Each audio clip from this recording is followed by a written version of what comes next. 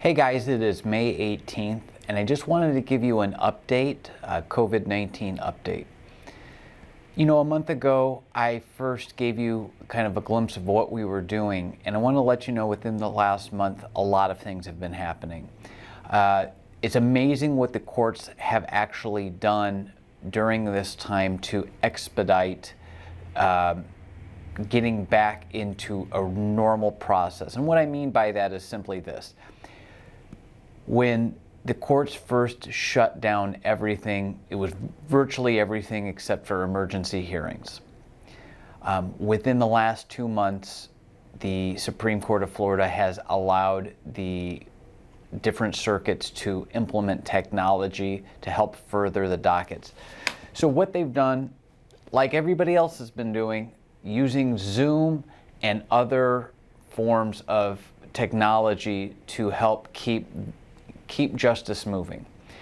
It was unbelievable when I heard that in Broward County, and this was about 3 weeks ago, that they had already had 2,000 Zoom hearings. And in Palm Beach County, it may not be as many, but things are moving along. And I'm telling you this to let you know that we are moving our cases along.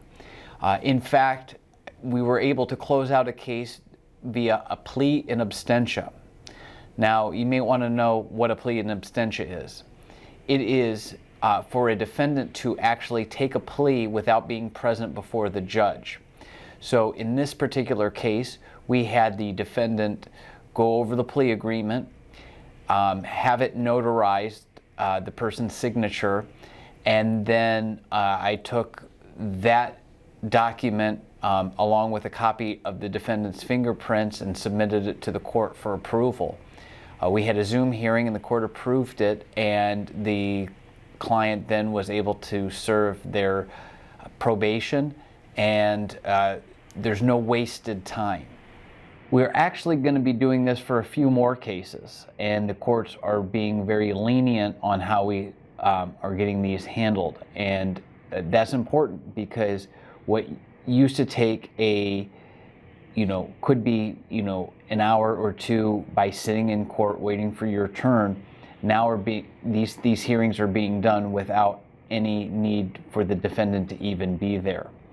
I hate to say it, it's almost like Burger King. You're getting it your way. But at the end of the day, it's advancing the dockets, and it's going to help smooth this transition into the next phase when the court actually reopens. Now, the Supreme Court of Florida has kind of set that deadline of July 2nd. However, they're allowing the courts to open up a lot more frequently for necessary hearings, and necessary hearings are becoming more and more broad, including the taking of plea. Now, I just mentioned a plea in absentia beforehand, but now the courts are allowing defendants to come in felony cases to enter a plea in person. So we're going to be doing that. On the civil side of things, everything is moving forward except for jury trials. And Jeff Adelman, who you've heard me mention several times before, is part of ABOTA Fort Lauderdale, which is a trial lawyers and defense lawyers group that is working with the court system in there. And they actually just did a mock jury trial via Zoom. Now, whether or not this actually gets implemented, it's hard to say. But what's important is that the judiciary is learning how to move things forward. In case we get hit with this for much longer, we could actually start doing jury trials via Zoom because they've been practicing them. So there's been a lot that's been going on in a very short period of time. The most important thing I want you to get out of this is that we are still working on your case. We are still taking it very seriously, and we want to help you. Don't be afraid to call. Don't be afraid to email and find out what's going on with your case.